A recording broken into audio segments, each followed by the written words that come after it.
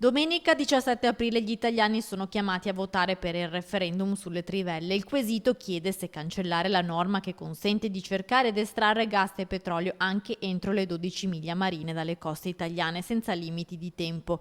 Essendo un referendum abrogativo, ovvero che vuole cancellare una norma, se si sceglie il no significa che non si vuole modificare l'attuale legislazione in materia di trivellazioni.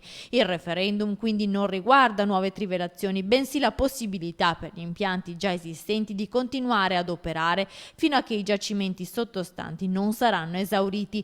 Partono da qui le ragioni di chi voterà no. Chi sostiene le ragioni del no cita ISPRA, l'Istituto Superiore per la Protezione e Ricerca Ambientale, che afferma che non ci sarebbero comunque criticità per l'ecosistema marino legate alle piattaforme.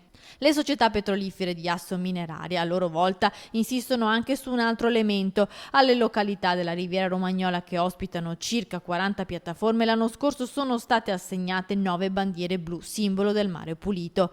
Poi c'è l'aspetto del lavoro, è quello su cui più insistono i sostenitori del no. L'industria del petrolio e del gas è solida, il contributo versato alle casse dello Stato è di 800 milioni di euro di tasse e 400 di royalties e concessioni. Le attività legate all'estrazione danno lavoro diretto a più di 10.000 persone. Tra i politici che hanno espressamente detto che domenica si recheranno al seggio a votare no c'è anche l'ex premier Romano Prodi.